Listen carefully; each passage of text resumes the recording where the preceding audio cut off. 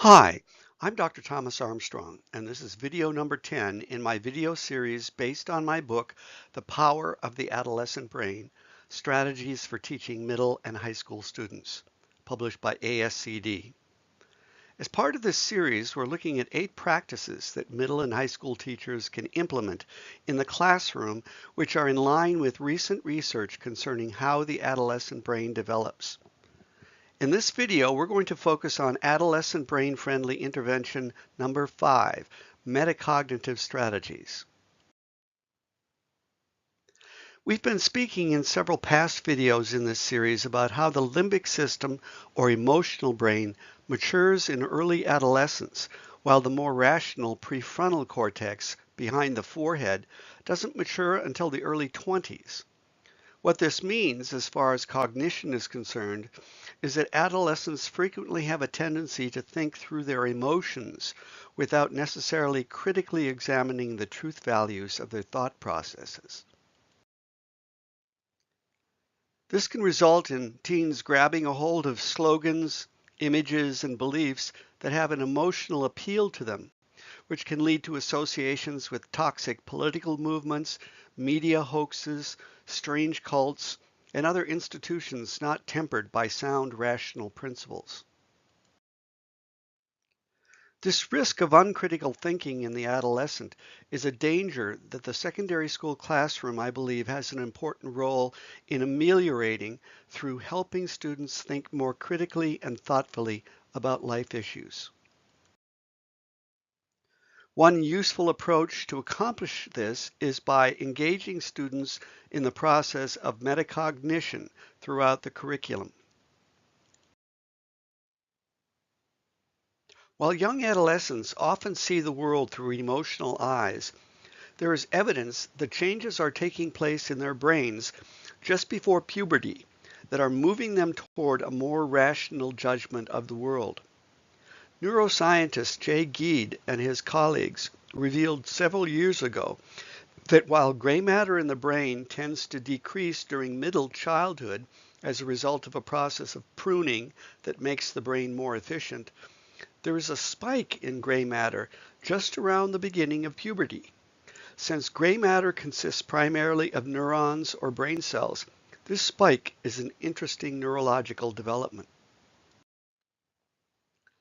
I see a connection between this spike in gray matter and the Swiss scientist Jean Piaget's observation that around the same time, kids move into a higher stage of cognitive development, which he referred to as formal operational thinking. This is where the young adolescent can begin to solve logical problems using metacognitive strategies.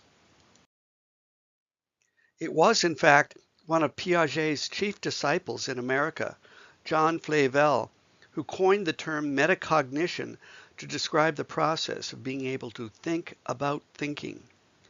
This newly formed capacity of the adolescent, which continues to develop as he matures, is extremely important from an educational point of view, because if students can begin to understand how their mind works, they can start to use strategies to make their minds more efficient tools in comprehending themselves and the world around them.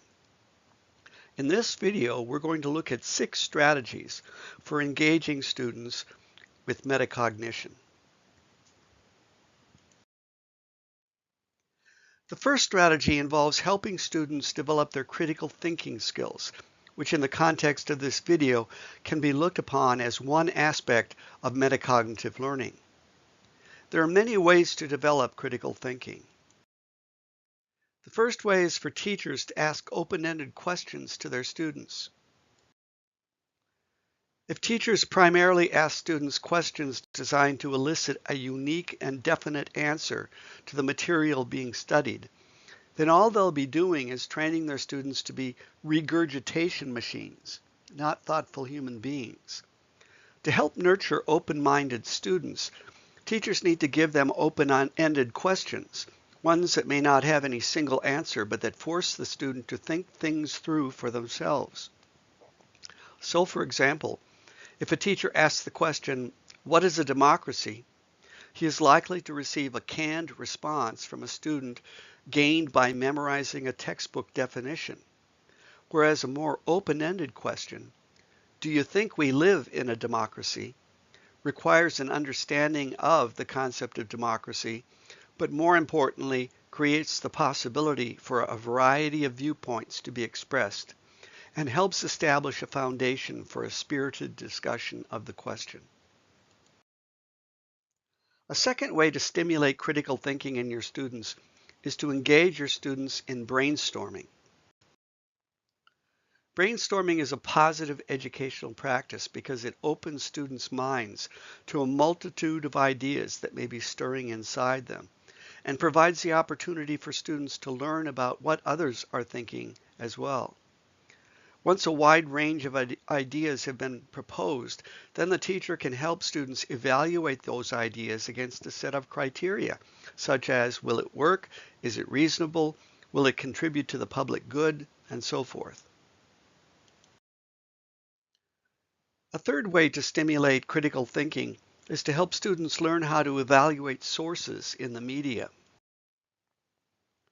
The rise of mass media over the past 50 years, and especially the emergence of the internet in the past 20 years, has posed a major challenge to educators in that by far the greater part of ideas expressed on the web have not been vetted by reputable authorities, at least not in the way that was done when knowledge resided mainly in books and in the minds of respected thinkers.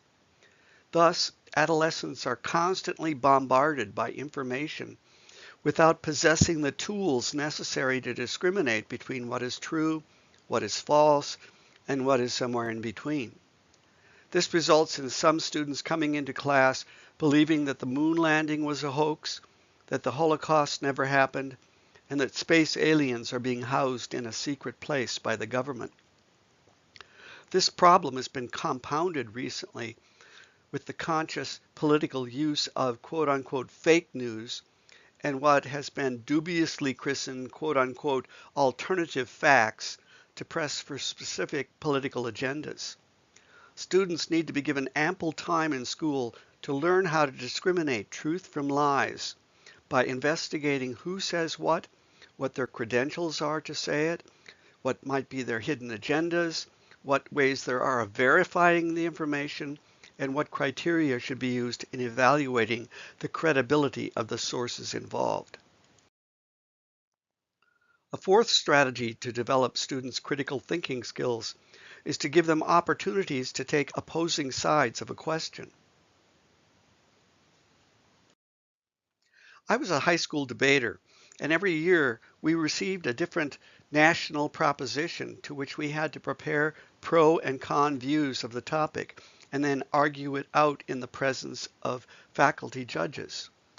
The use of debate, discussion groups, student congresses, and other venues for taking on opposing views helps students understand that truths are not always hard and fast, and that there may be value in what both sides are saying. Although I hasten to add, I don't believe this applies to Holocaust deniers or space alien advocates, although this question in itself would make a good topic for a pro and con discussion. The next major strategy for engaging students in metacognition is to teach them how to use metacognitive tools. I'd like to share 4 such tools. The first one is the use of cognitive organizers. These are graphics that help organize one's thinking.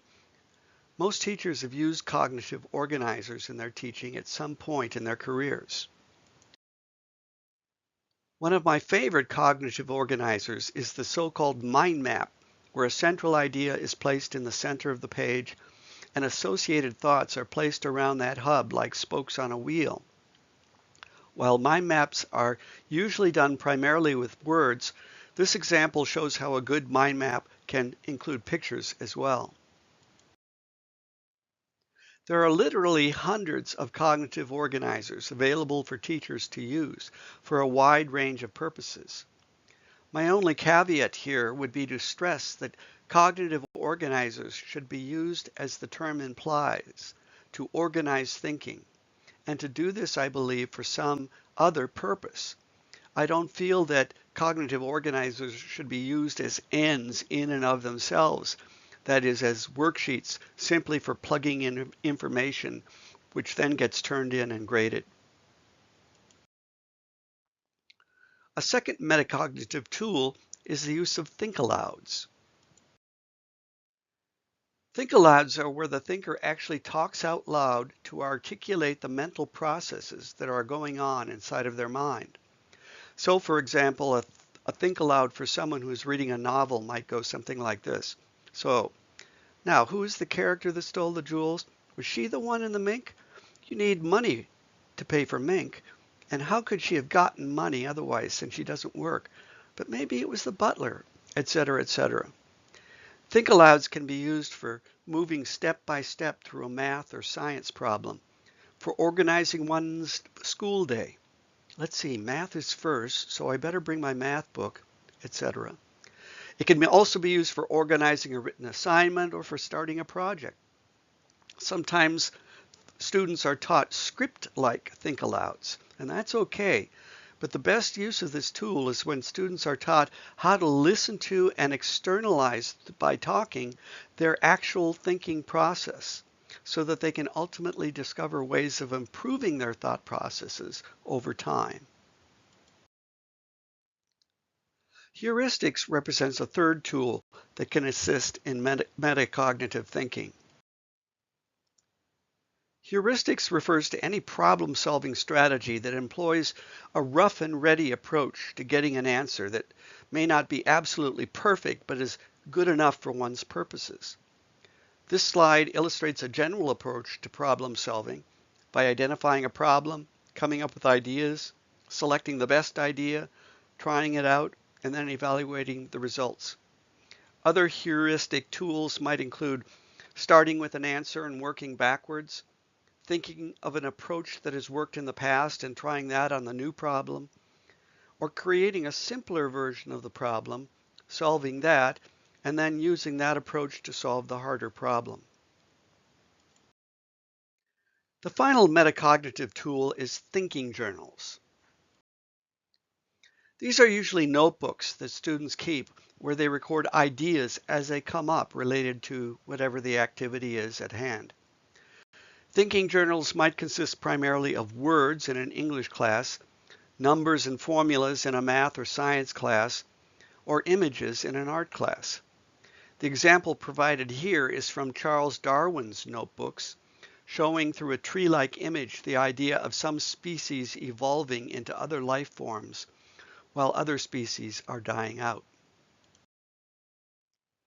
The third major metacognitive strategy is teaching students how to set goals. The acronym SMART is one framework that can help students set goals. SMART proposes that the best goals are 1. Specific, 2. Measurable, 3. Achievable, 4. Realistic, and 5. Time-bound, that is, have deadlines for attaining them. Students can use this or other frameworks for setting goals that could be short-term, such as finishing homework assignment, medium term, such as achieving an A in science class, or long term, such as preparing oneself for a future occupation, say as a health technician. The fourth strategy for helping students develop their metacognitive capacities involves teaching them how their brain works. With so much new research on how the adolescent brain works coming out, it behooves educators to share some of this information with students. My book, The Power of the Adolescent Brain, while written for teachers, can be adapted for classroom use, while another book, The Owner's Manual for Driving Your Adolescent Brain by Joanne and Terrence Deek, is specifically written for teens. The concept of neuroplasticity could be used, for example, to explain to teens how important it is for them to surround themselves with the best possible influences to help grow their brains. A related strategy is based upon Stanford professor Carol Dweck's ideas about developing a growth mindset. According to Dweck's research, people who have a growth mindset, believing that it's personal effort that leads to success in school and life, are more likely to achieve success than individuals who believe that intelligence is largely inborn and that you either have it or you don't have it, a condition she calls a fixed mindset. Teachers who help students understand the practical value of cultivating a growth mindset and assisting them in noticing the activities in their minds that incline toward a growth mindset or a fixed mindset are essentially providing their students with important life skills that can help them develop ultimately the winner's mindset. Finally, another important metacognitive strategy that is all too often absent from secondary school classrooms involves providing opportunities for existential questioning. Harvard psychologist Howard Gardner has talked about the possibility of an intelligence he terms existential, or the intelligence of concern with ultimate life issues. Existential thinking goes on all the time during adolescence, as teens wonder about the purpose of life, the nature of truth and reality, questions of time and space, the origins of life, the scope of the universe, and much more. They need opportunities to talk about these issues in school in ways that are directly related to course material. For example, in science class, they can explore different theories about how the universe began and when and if it will ever end. In literature class, they can read novels with characters who themselves ask deep questions about life, mortality, and ethical behavior. In math class, they can explore the nature of infinity as a mathematical concept. In art class, they can learn to appreciate the work of artists who have sought to answer existential questions through their creative work. If you'd like more information about using metacognitive strategies at the middle and high school level, or want to know all 8 interventions that are adolescent brain friendly, get my book, The Power of the Adolescent Brain, available through Amazon or other online sources, including the publisher ASCD. You can also find the other videos in this 12-part series on my blog or on YouTube. For more information about my work, go to my website, www.institute4learning.com, or contact me at thomas@instituteforlearning.com. Thanks so much for your attention. I hope this information helps you appreciate the need to teach students about their own thinking processes. This will ultimately pay dividends as students become more critical in their thinking, more open-minded in their outlook on life, and more growth-oriented in their mindset for taking on new challenges.